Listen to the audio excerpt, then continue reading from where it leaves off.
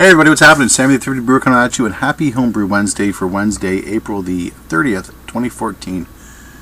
I can't believe it's April. So cheers to April being over and March starting tomorrow. Which brings me to my next discussion. May 16th is cut off for registration for the 2014 SJ Pour Homebrew competition. I checked the website tonight, and I'm happy to say that we have, in Canada, 12 registered brewers, including myself. So that's 11 other people beside me, which is just brilliant. That is awesome. That is fantastic. That is, that's really cool. We're actually, we are beating Australia right now, and we are 2 more behind Europe, which is flippin' awesome. And we are catching up to the east coast of the US, who currently has 15 registered participants. And yeah, UK's got 36, and New Zealand's got 30. Wow, that's going to be wicked cool.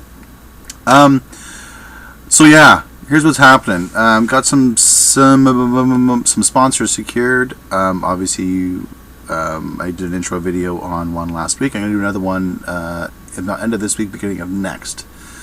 Just because I think it's important you guys get to know the people who are behind what happens, what makes this beer challenge happen. And I think it's really important that we introduce ourselves to them. So I'll be doing that, if not at the end of this week, the beginning of next, time permitting, with family commitments and all that lovely stuff. Another thing. SJ and I have been chatting, as well as other members of the Hubs. I've been chatting about t-shirts. SJ has t-shirts available. If you want a t-shirt, send me an email at thriftybrewer@gmail.com, or send me a PM on the video, and I'll get in touch with Steven, and I'll give you guys, in terms, I believe they're like $25, maybe a little bit more based on getting them up here and getting them out to Canada, but I know all the profits go back into the challenge kitty fund for us to assist in shipping and other administrative costs and all that stuff. Plus we also got coasters, which look really sweet too.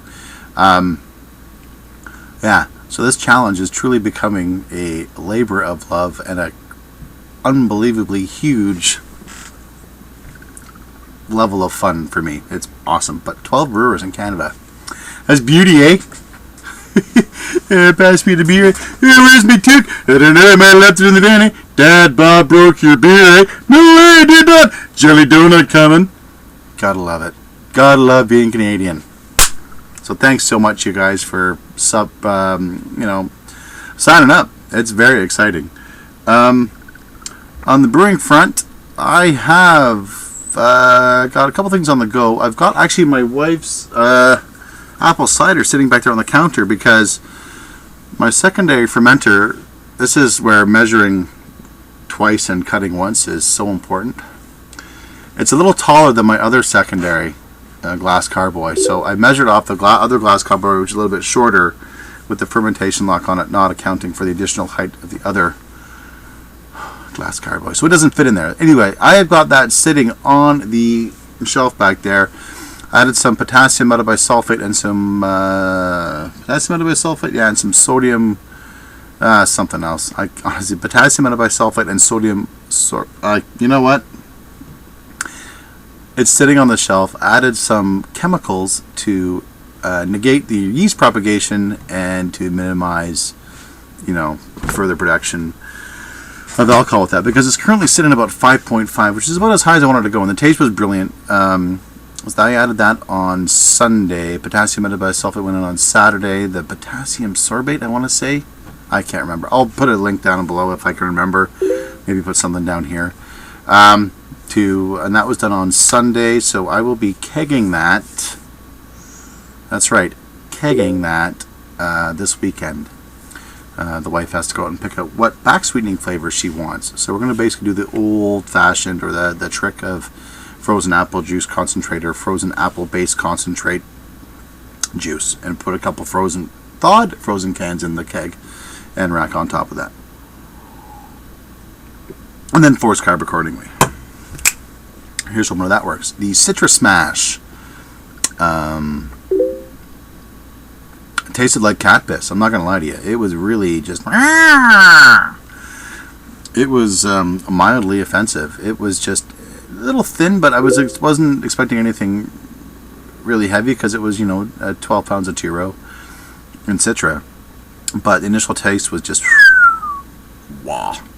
So I racked that into secondary, and then I added 3 ounces of Citra on top of that about 4 days ago. So what I did tonight is it's been 4 days sitting in secondary with the 3 ounces of Citra. I then threw it in the... it always throws me off. I threw it in here and added some gelatin. So I'm going to check on that in a few days and see how it's cleared out, and then keg that, which means I have to then finish bottling or bottle the last of the offensive double IPA, because one of the wives, or the Mrs. Thrifty's cider, is going into the keg. And the reasoning behind that is this: if I put effectively half, or fill effectively half of my beer dispensing equipment with my wife's, I have a fantastic argument to present to her in regards to expansion, regarding additional kegs and additional taps. Because how am I going to be able to keg a beer for the summer for her father to come over and enjoy when I've got one here that he won't like, and the other one, well, that's full of your cider and you don't drink enough of it. You can always hope. Either way, I did put a couple videos together of tasting the cider and the Citra Smash, and so here they are. And that's the initial color, so it looks like, can you pick up on that really? Not really, it's that pale. But that's okay, it'll clear out. I mean, you can smell I have been warned that Citra, when it's really young, smells very catty. And it certainly smells like a cat is walking by and taking a piss on my beer. I'm not sure if that's what they mean by catty or not, but that's what I've been told. So, cheers everybody, we'll give this a shot, see how it goes.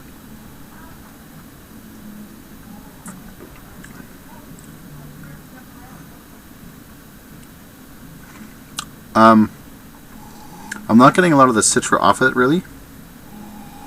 I get more, I don't want to say cardboardy taste, but I wonder if I did, because of the mash inefficiencies I had, and maybe, not doing it as well as I should have. But there's definitely a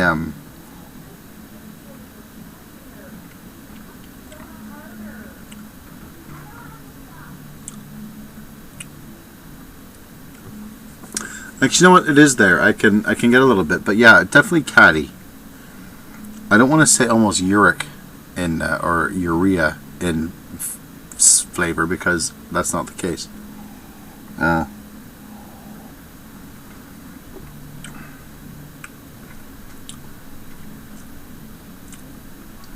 But there is a slightly bitter grapefruit-ish taste that I'm getting off the backside. So this is how she looks, and that is like a little cloudy, but overall like quite clear. So I'm gonna give her a go and see what happens. Smells like an apple cider.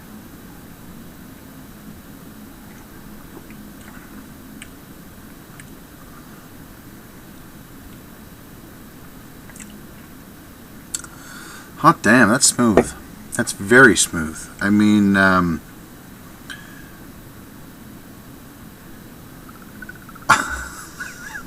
wow.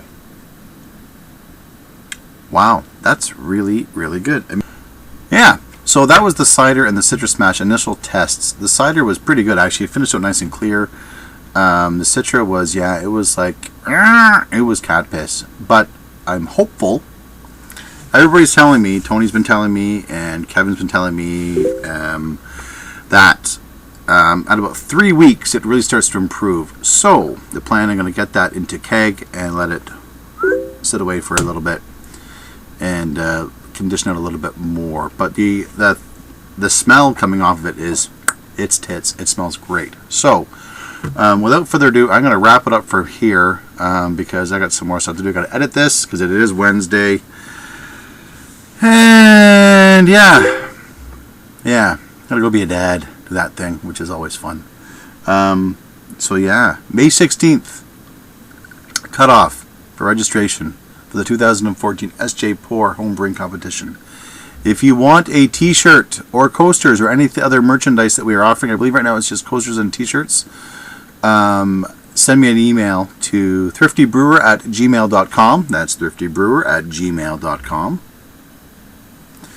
And Steven or I will get in contact with you and we figure out shipping and whatnot. It may be that he sends me some shirts and coasters and I send them out. You know, we're looking at just ways of keeping the cost down. But yes, all profits do go back into the kitty for international shipping, national shipping and whatnot. So, but from a Canadian perspective, right now we're covered. Although if we do get a couple more brewers, I'll probably have to ask everybody to ship, pitch in like 10, 15 bucks to assist in the international shipping and the national shipping and whatnot. Because right now, I based my sponsorship numbers on 10 brewers. We're a little bit over on that. I don't mind throwing in a couple bucks myself. That's not a big deal. But as it stands right now, we'll probably have to throw in like 10, 15 bucks. But more on that as we get closer to the date, once registration closes. And that doesn't mean we won't pick up any more sponsors. Got a couple more irons in the fire, so to speak. So anyways, I want to say thank you so very much to all my subscribers. It means a huge deal. I think I'm at like 184. It grows every week, and it's very humbling, and gives me warm and fuzzies. Kind of like warm fuzzy socks that you put on before you go to bed, or warm fuzzy socks that your wife forgets to put on when she goes to bed. I won't go any further into that. Either way, this is Sammy, the Thrifty Brewer, saying, if you're going to do something, do it with a homebrew. And by all means, everybody, keep calm and brew on. Cheers. Take care and all the best. And thank you so very much for watching. Cheers.